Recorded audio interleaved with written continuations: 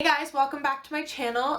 So before I start anything, I just want to address the fact that I got my hair done. As you can see, I went with a very platinum blonde with kind of a little bit of that blue tone, but I think that's what platinum blonde is. And I literally love my hair. I can't get over how good of a job the hairstylist did. Her name's Maddie. She works in the Jet Black salon in Ottawa, Canada, if you live around there. Anyway, so basically she really just took her time, put so many foils in. It took about 4.5 hours from start to finish to do my hair, and she didn't screw up anything. I literally can't even get over how talented she is. She's been a hairdresser, I would say, for maybe 7 years, if I'm calculating it right. And honestly, I can't get over it. She got right to the roots. She did the color I wanted. She did a cut, a really nice job and everything. She got that rounded cut with she kept the length and everything. I told her I just wanted 2 or 3 inches off. But yeah, anyways, enough about my hair. I'll go on to the tutorial. Basically, it's just a very simple makeup tutorial, and if you want to see how I did this look, just keep watching. So starting off, I took Soft Ocher. This is a MAC primer for those of you who don't know, and I just rubbed that all over my eyelid, right up to my brow. And as you can see here, I actually have tape on my face today. I usually don't do this, but I really wanted to make a sharp line. And this is the brown color by Makeup Geek. It's called Frappe. Almost forgot what it was called. And because of the tape, I can go really as messy as I want to. So I put a lot on the brush and put it right above my crease and just threw it on there, blending it as much as I could. And once that was kind of as blended as you can make it and as dark as you want it, I went in with this dark, deep kind of matte gray color called Deffy in the Urban Decay Vice palette. And I put that kind of as a shape of a V in the outer corner. I did not bring this too far in. I don't want it kind of on my eyelid. I just want it very, very sharp, making a sharp, dark V in the outer corner. And I didn't bring it over top, higher up than the crease. I just packed it on. Here I'm using a different brush. But yeah, I just packed it on as much as I could and then kind of just moved on. So it does take a while. You just got to be patient, get it to how you want it, blend it out a bit, use as many brushes as you need to, or if you're a little more talented and know what you're doing better than me, then you know what brushes to use right off the bat. Anyways, here I'm just using my finger, not even doing a brush. I took a foiled eyeshadow by Makeup Geek, and this one is Starry Eyed. It is my favorite foiled eyeshadow because you can use it with almost any, or really any makeup look, you could just pop it in the corner, you could use it on a brush and put it on your brow bone to highlight the brow bone, or you could do what I like doing and just put it on the lid just to really create a pop onto your eyelid and to make that very neutral eyeshadow look stand out so much more. And as I like to do throughout my makeup, I just took a blending brush and made sure there was no chunkiness or unevenness, and I just kept blending everything until I felt that it looked good. And then I took a flat eyeshadow brush and packed on a little bit more in case I blended a little too much and fallout created on that starry-eyed color. And this is my favorite micellar water, and it is by Garnier. I like it because you can remove all of your makeup with it. If you're tired, you can use it when you're camping. You can use it just on your eyes if you like to take off your eye makeup before your actual makeup. Whatever, it's my favorite one. And so I just cleaned up the lines before I went in with my Essence eyeliner.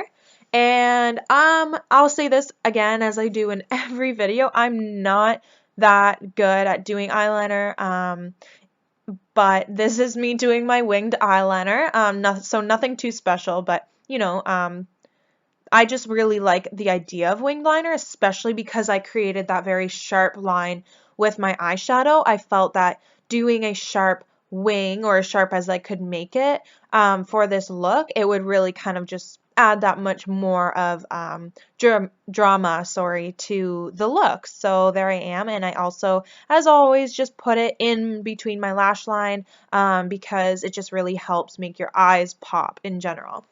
Then I took a new primer that I haven't tried before. It's Makeup Forever Smoothing Primer, or sorry, Step 1 Primer, but it's the smoothing one. I did this because I'm going in with a matte foundation by Maybelline, and my skin is very dry in the fall and winter. If I don't moisturize every day, if I don't take care of it, then it will just keep flaking, keep getting dry, keep getting irritated, more texture will develop, and so on. So I wanted to stay away from a matte primer today, or well, I will be doing that for the fall and winter, if I can. So I tried the smoothing one because I felt, smoothing it out, it will definitely hold my foundation and everything. So yeah, that's the one I tried from the Makeup Forever line here. And taking my Real Techniques Beauty Blender, just pressing it in. As you can see, I actually always do 2 layers of foundation just because it really gets to the full coverage that I want and enjoy. Then I took my Makeup Forever Ultra HD Concealer. Not my favorite concealer, but it's almost gone, so I'm just trying to use it up because I hate just having half-empty products sit around and then you don't use them again, or at least I don't, because I get so kind of into using the next products I buy and stuff like that. Anyway, so yeah, I just put that everywhere where I wanted my face to look just a bit more highlighted and glowy and lighter, I guess you could say. And I always do this. I'll always conceal under my eyes. Well, I don't actually always conceal. When I'm lazy, I won't do it. But if I'm not lazy, then I'll definitely conceal under my eyes because it just really helps make my eyes look cleaner, more awake, cleans up the eyeshadow fallout if I have any, and etc. Then I'm going in with my Laura Mercier Translucent Setting Powder, my very favorite powder, but this is the first winter fall seasons that I've had this powder. I got it in June. And I finally realized what Jaclyn Hill was talking about when she said she had to kind of find a different translucent setting powder because it was really kind of making her face tighter and drier, and she already has very dry skin, as she always talks about. So now that it's getting dry, this summer it was perfect, but I might have to try one of her translucent setting powders that she talks about because my skin's getting dry as well. Then I take the first color from the Shade and Light palette and do all of my contour. I always do it on my jawline there just because I hear that I have a very nice jaw shape and all that. So I really like to sculpt it out and really enhance that. Some people don't like the bony faces and whatever, but it's my face and I'm proud of it, and I really do like the shape of my face. So I like to enhance it because it's the one I have and I might as well. Anyways, and yeah, it's kind of, people think it's gross that I blow on my makeup brush, but the reason I do it is just because I don't want to just fly it all over the place and stuff. So whatever, it's what I do. You don't have to do it. Then this blush that I usually use is by Essence. It's called Adorable. I know I usually forget the name, so I had to try to memorize it. And I take one of my spoolies that I got when I got my eyelashes extended because they're perfect for actually combing my brows. So I took that, and then I took Sephora's eyebrow. It's basically like the Anastasia Brow Wiz, but it's by Sephora. It's like a dupe for it, I guess, just a little bit.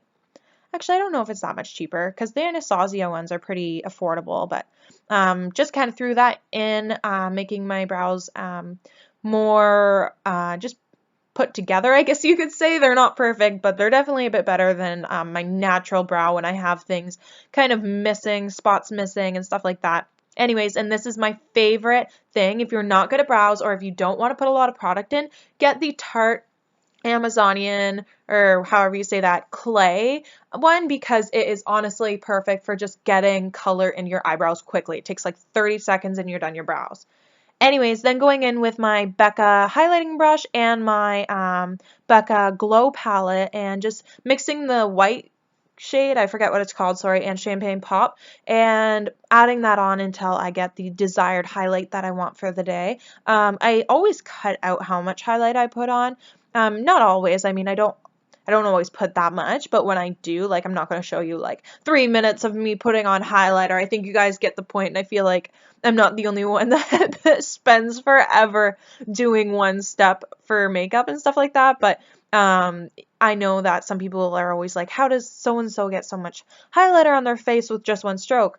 I'm letting you know they do not do it with just one stroke. They probably have like layers and layers and they blend it out and then it looks as good as it does in those pictures and everything.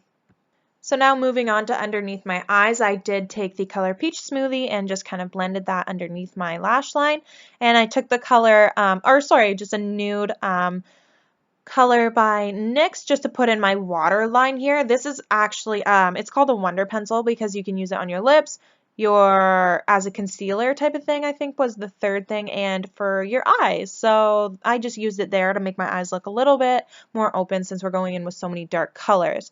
Then I took that Deffy color one more time and packed it as tight as I could to my lash line. I didn't go all the way across. I never really do because when I do, it creates my eyes to look a little bit smaller than I want them to. So I just kind of tightened it and then kind of blended it out as much as I possibly could.